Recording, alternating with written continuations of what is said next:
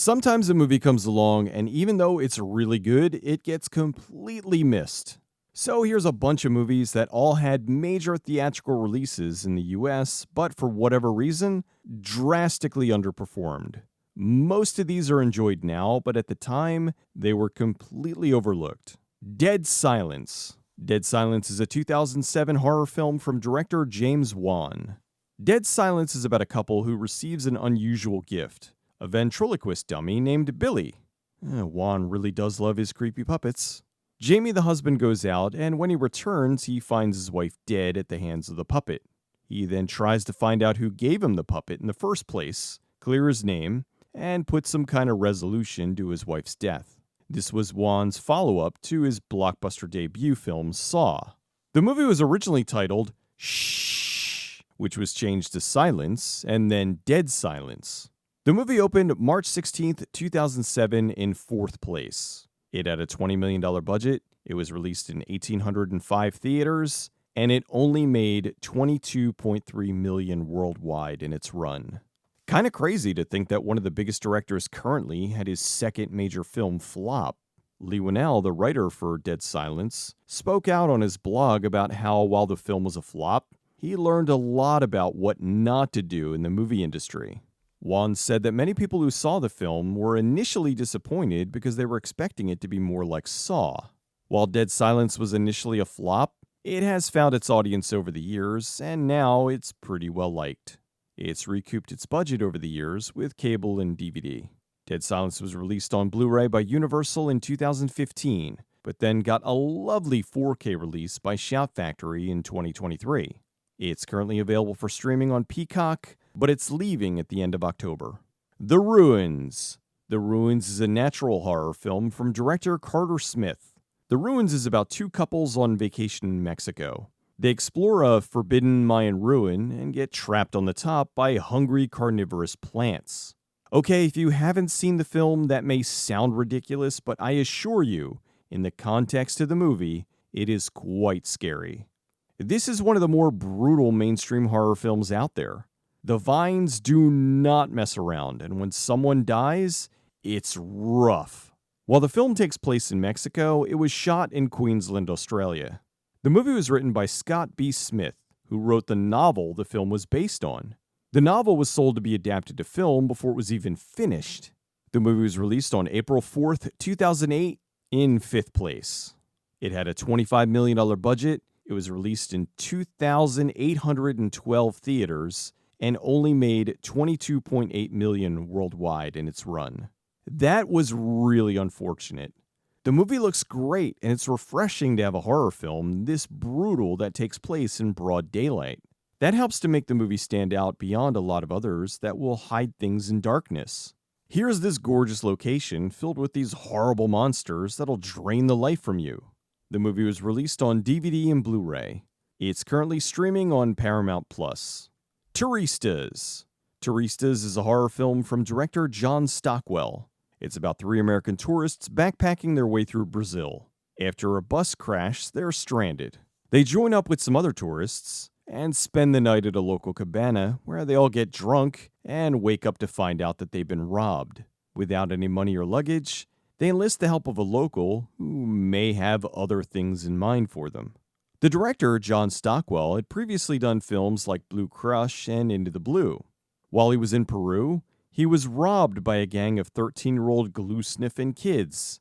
On the way home, he read a script from Michael Arlen Ross that was very similar to his experiences, and it resonated with him. He thought it tapped into America's fears of traveling abroad.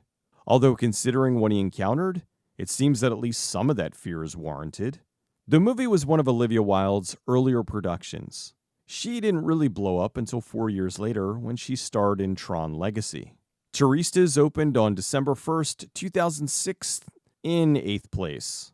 It had a $10 million budget, it was released in 1,570 theaters, and it only made $14.7 million worldwide in its run. For some reason, when this first came out, I thought it was going to be awful, but I was surprised at just how good it was. If I remember correctly, the director was having trouble at the time because he wanted to have the movie be R, but the studio was pushing for it to be PG-13, which may have been my issue because so many horror films were being neutered at the time. The movie did finally get released with an R rating, but it drastically underperformed. Maybe the terrible posters to blame?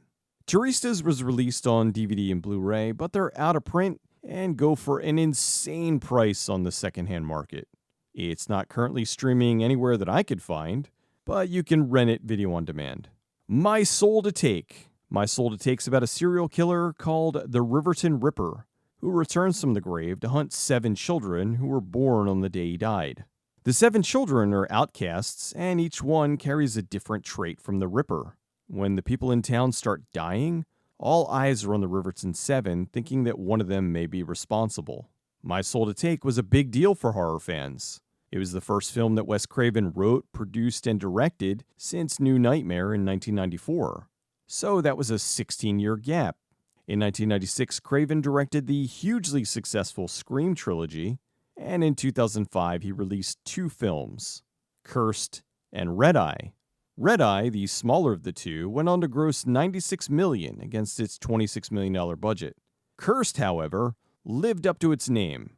The movie suffered from repeated forced studio rewrites, which led to them reshooting a rumored 80% of the film. The original budget was $38 million, but with all the reshoots, it's said to have ballooned up closer to $100 million. The movie only pulled in $29 million worldwide.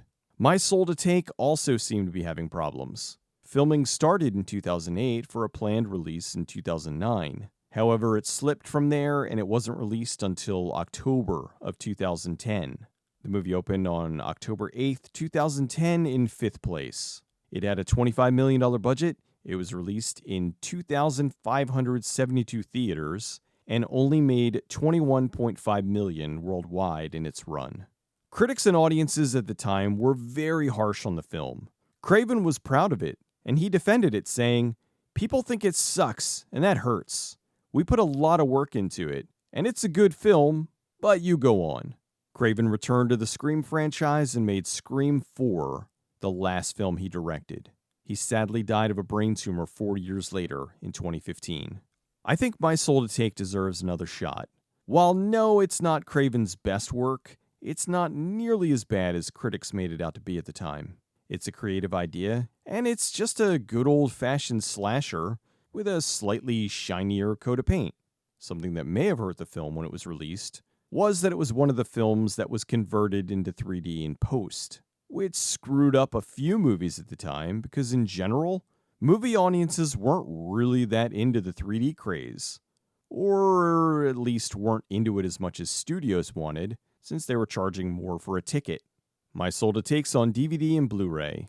It's streaming on Peacock, and it's also available video on demand. Overlord. Overlord is probably the closest we'll ever get to a Wolfenstein movie. It's an alternate history sci-fi horror film. It takes place during World War II with a group of American soldiers behind enemy lines that discover evil Nazi experiments to make super soldiers. This movie was insane.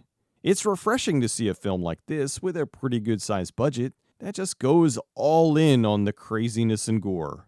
While some people had a problem with the rewriting of history, this does take place right before D-Day, you can't watch this and think that they're being even remotely serious. Like I said, this takes more than a few things from the Wolfenstein series, and while yes, I would rather have an official Wolfenstein movie, I'll gladly take a really good unofficial one. The movie opened on November 9th, 2018 in 3rd place. It cost $38 million, opened in 2,589 theaters, and only made $41.7 in its worldwide run. The movie was originally rumored to be another unrelated Cloverfield film, but producer J.J. Abrams denied that. The film got a lot of positive press and plenty of good ratings, but that did little to help it at the box office. Overlord is on DVD and Blu-ray. It's streaming on Fubo, but it's leaving soon. It's also on video on demand. Well, there's 5 mainstream movies that should have been hits, but unfortunately, just didn't take off at the time. If you haven't seen them, I hope you give them a shot. I'll see you all next time.